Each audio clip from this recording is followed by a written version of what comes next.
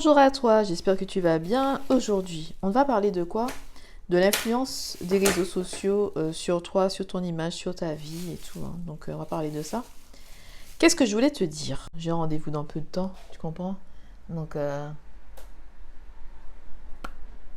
quand j'ai commencé à utiliser Instagram, Instagram te recommande tout d'abord les célébrités, la vie des célébrités, des gens qui ont beaucoup d'argent et tout, et puis d'autres personnes qui ont beaucoup de vues, beaucoup de likes. Et ce que je voyais toujours, c'était le même type de femme avec un corps en forme de 8. Tu sais, la bouteille de Coca-Cola, tu vois. Et tu vois, tout est, tu comprends? Il y a devant, il y a derrière. Ok, il y a tout. La taille est fine, et puis il y a tout, tu vois. Et puis, tu comprends. Je vais pas entrer dans les détails. J'ai commencé à me dire, une semaine après, donc je me suis dit, mais c'est bizarre, je me sens pas bien dans mon corps, j'ai l'impression que je suis trop mince, j'ai l'impression qu'il n'y a pas assez ci, il n'y a pas assez ça. Je me suis dit, parce qu'il faut que je fasse plus de sport, il faut que je mange plus. Et je me suis dit, attends, d'où ces pensées-là sortent, ok?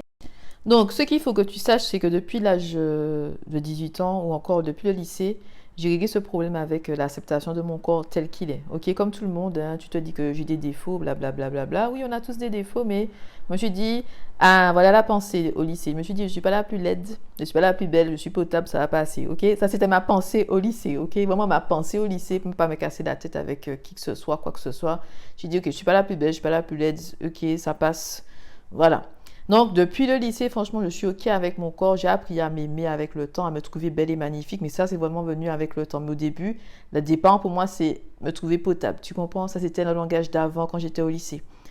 Donc, ce qui est bien, c'est que quand tu es bien dans ton corps, tu peux vraiment, comme tu es en phase avec toi-même, tu peux vraiment détecter les pensées qui ne viennent pas de toi. Donc, à ce moment-là, moi, j'ai détecté que ces pensées-là ne viennent pas de moi parce que je suis bien dans mon corps et dans ma tête. Ok? Donc, ce que j'ai fait, c'est que j'ai arrêté de suivre certaines personnes. J'ai fait pas intéressé pour que Instagram comprenne que je ne veux pas voir telle personne dans mon feed, ça ne m'intéresse pas. Les célébrités aussi, ça ne m'intéresse pas. Pourquoi ça t'influence? Quand tu chemines avec Dieu, que ça devient long et difficile, quand tu regardes des gens tout le temps en train de vivre vers best life, vers best life, ok? Ces personnes-là, tu as l'impression que elles vivent leur meilleure vie, ça te perturbe toi, d'accord? Ça te perturbe toi. Tu peux être déprimé parce que tu regardes la vie des autres tellement, tu te compares aux autres, tu te dis Seigneur à quand? Tu as l'impression que ton chemin est long, plus tu marches, plus tu n'y arrives pas parce que aussi tu te compares tous les jours avec d'autres personnes. Tu as du mal à dire merci à Dieu pour ce que tu as parce que tu es vraiment concentré sur ce que tu n'as pas. Tu comprends? Donc moi j'ai arrêté de suivre beaucoup de personnes comme ça, pas de célébrités, pas de personnes là qui ont la vie, en tout cas avant que je voulais avoir et tout. Donc ça c'était quand j'étais jeune, hein, parce que là maintenant c'est autre chose. Je connais mon appel dans ma vie, je sais que je suis là où ce que Dieu veut que je sois, donc ça c'est pas la même chose. Passons, passons, passons. Et puis quand j'étais plus jeune aussi, j'étais étudiante en France. J'étais étudiante. Je préparais mon master en droit des affaires et puis donc j'étais en France, il y avait une chaîne que je regardais de temps en temps et on te montrait la télé-réalité.